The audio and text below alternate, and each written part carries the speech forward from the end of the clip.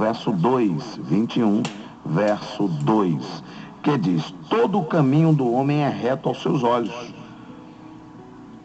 mas o Senhor sonda os corações. Amém? Olha aí, vamos então mais uma vez ler para você que acompanha a nossa programação.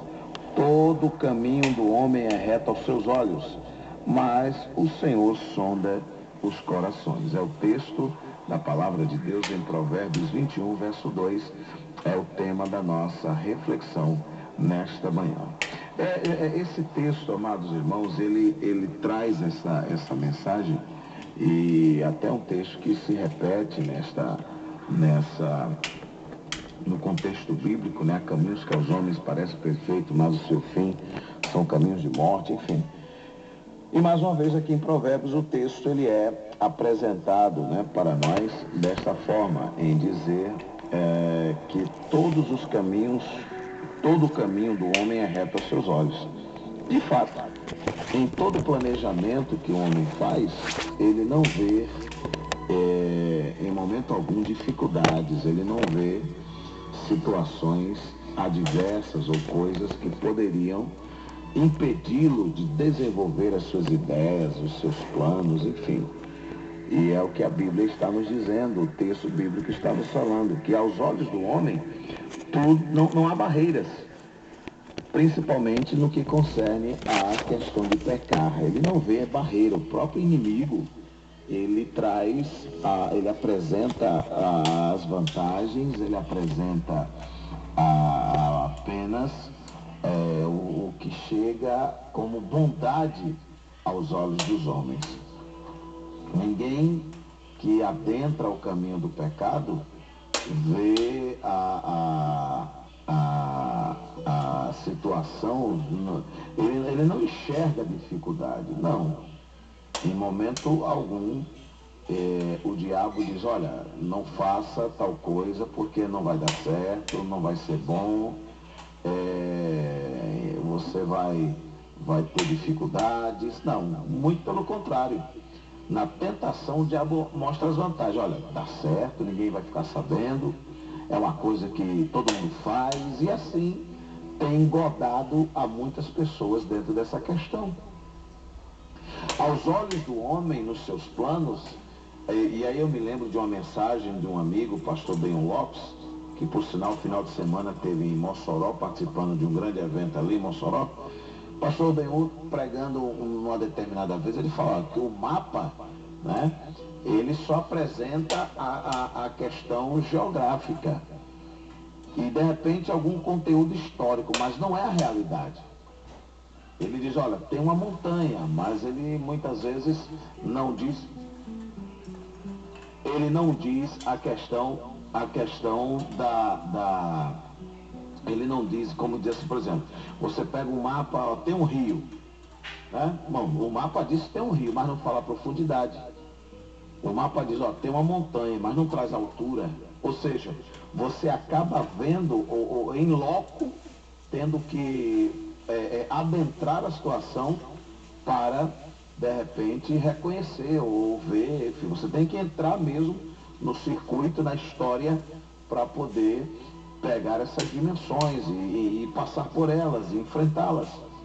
A mesma coisa acontece na vida humana, né?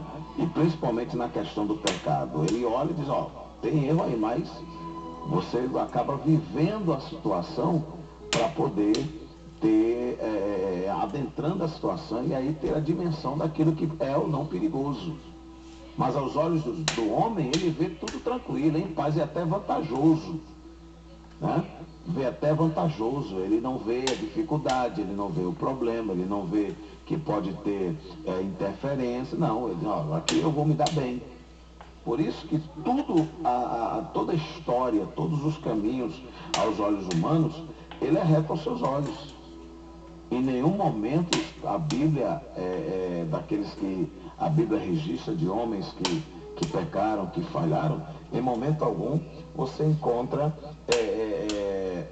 eles antecipadamente lamentando daquilo que iriam fazer em termos de pecado. Porém, depois, por exemplo, o salmista Davi, Salmo 51 e tantos outros, Depois é como a gente fala, a ficha cai, o camarada aí tem a noção do erro cometido. Mas até então, ele só vê a vantagem.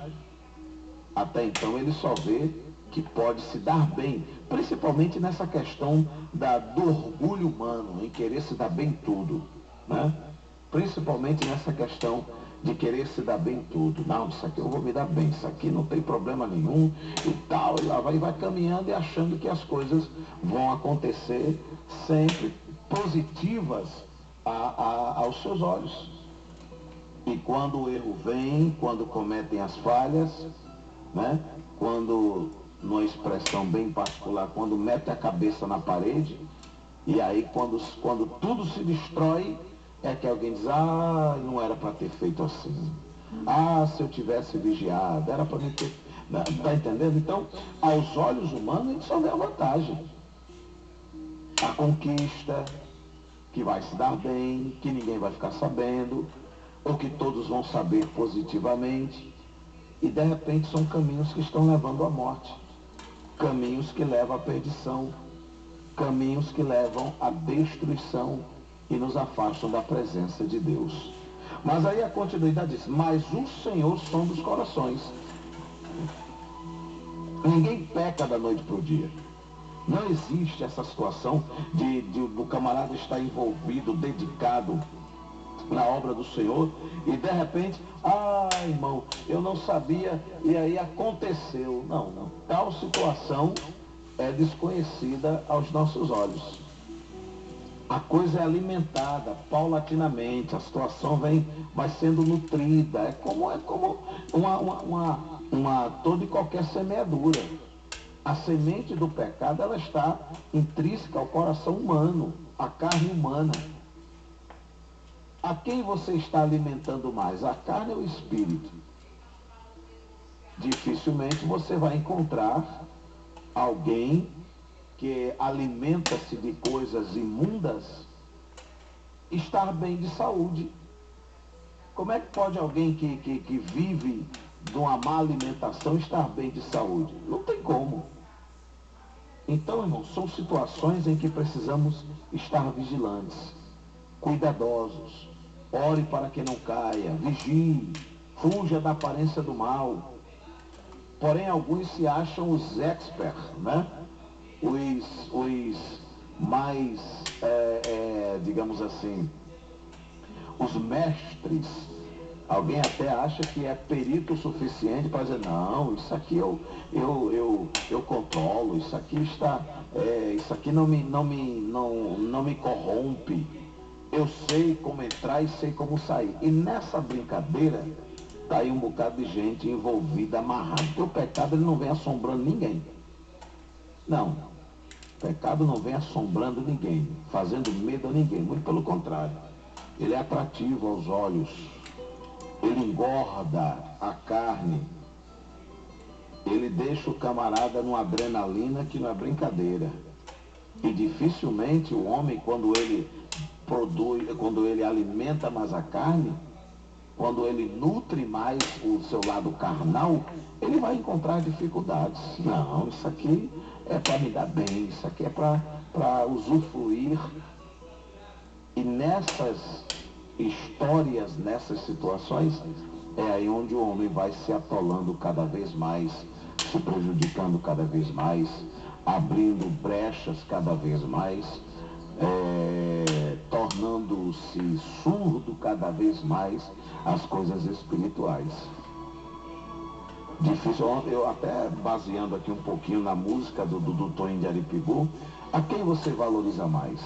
A palavra ou as redes sociais? Ele falou pelo menos uma, mas as redes sociais. Dificilmente você encontra uma pessoa meia hora, uma hora e meia, 2 horas, 2 horas e meia, 3 horas, e bota tempo aí com a palavra de Deus, com a Bíblia aberta, lendo, examinando, meditando. Dificilmente você encontra alguém assim. Não estou dizendo que não existe, existe, mas dificilmente você encontra. É bem mais comum você encontrar pessoas horas a fio, né? Horas a fio nas lan houses ou na sua própria casa, nas redes sociais. É mais fácil você encontrar assim. A coisa é tão séria com relação ao mundo virtual que já existe até clínica de recuperação, amigo. É. Eu me lembro que clínica de recuperação, há épocas atrás, era para doentes graves, problemas mentais, problemas bem fortes, tipo tuberculose, o câncer. Existiam essas clínicas de recuperação assim para coisas terminais. Mas hoje já existe clínica de recuperação para o mundo virtual. O camarada está tão viciado que ele tem que ir para uma clínica para se desintoxicar. É uma droga.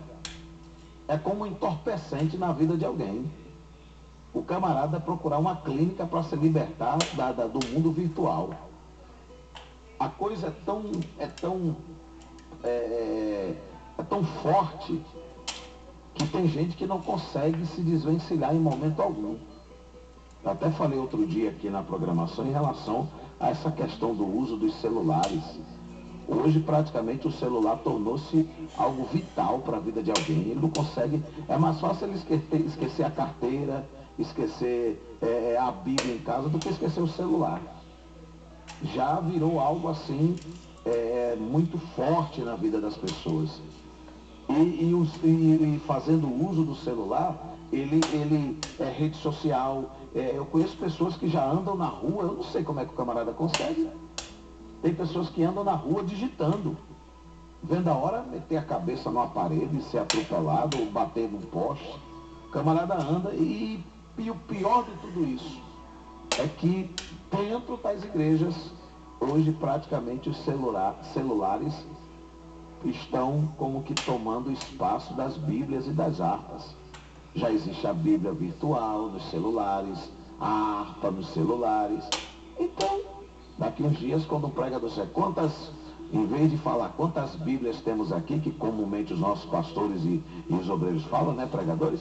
Daqui uns dias alguém vai dizer, quantos celulares nós temos aqui? E aí, né, levanta-se os celulares com Bíblia, com harpa e tudo que tem direito. Porque a virtualidade, a modernidade, ela começa a substituir essas coisas. Alguém diz, eu não vou para a igreja carregando uma Bíblia, uma harpa, fazendo volume na minha mão. Não, eu vou livre, leve e solto, levo só meu smartphone, boto no bolso, ou uma capazinha assim, um negócio bem disfarçadamente. Tá? Botou aqui, pronto, chego na igreja, feliz da vida, animado, não levo nada e tal, e por aí vai. E dentro desses questionamentos vem justamente essas coisas que vão nos afastando. As pessoas se revelam, as pessoas se declaram, as pessoas... até casamento no mundo virtual já existe. São coisas que aos olhos do homem parecem não ter problema nenhum. Não, pastor, mas é assim mesmo. É a modernidade. A gente precisa estar atualizado, sim. Mas não podemos nos esquecer que temos um Deus, que precisamos estar meditando na sua palavra, andando segundo a sua vontade, alimentando o espírito e mortificando a carne. Há caminhos que ao homem parecem bons aos seus olhos, mas o Senhor sonda, analisa, prescruta os corações. O salmista Davi, no Salmo 139, diz, antes que uma palavra chegue à minha língua, tu já sabes. Pensamentos. Né? Mas eu não falei nada, mas pensou. Mas eu não fiz nada, mas veio à mente de fazer. E aí nós vamos compreendendo de que precisamos estar mais perto de Deus a cada dia, pedindo a Ele a sua graça e a sua misericórdia. Que possamos começar esta semana mais perto de Deus, lendo a sua palavra, orando, buscando, pedindo a sua misericórdia. Daí porque a coisa é tão séria nessa questão da modernidade, que as pessoas têm mais liberdade com o mundo virtual do que com o mundo social. Se conversa mais no Facebook e em outras redes do que pessoalmente. As pessoas, você chega hoje nos restaurantes ou num local para um lanche, o povo está sentado na mesa, a maioria com o celular digitando. Quer dizer, você quase não escuta conversa entre si. É todo mundo ali, peraí, deixa eu mandar uma mensagem aqui no WhatsApp, não sei o que, pronto. Tem 4, 5 sentados numa mesa, cada um com o celular, todo mundo na rede social. Ou postando fotos daquele ambiente, ou olhando para ver onde os outros amigos estão, ou mandando mensagem, mas todo mundo no campo virtual. Ou seja, o relacionamento social está quase virando algo para raridade. De conversar, de bater um papo, de olhar nos olhos. Outro dia, inclusive, tinha um vídeo rolando nas redes sociais de um casal que leva uma criança, né? Eles saem para um local e levam a criança, supostamente o filhinho, né? E aí eles fazem um pedido para a criança e cada um no seu celular, e não se olham, não se falam, e o coitadinho do menino se lambuza todo, fica por ali, e eles estão como que... Ou seja, as coisas que aos olhos humanos parecem perfeitas. Não, mas isso é natural. Antigamente as crianças, quando no seu aniversário, pediam: pai, eu quero um carrinho, mãe, eu quero uma boneca, aí eu quero uma casinha de boneca, aí eu quero eu sou do tempo de ferrorama, né? Hoje não tem mais ferrorama, né?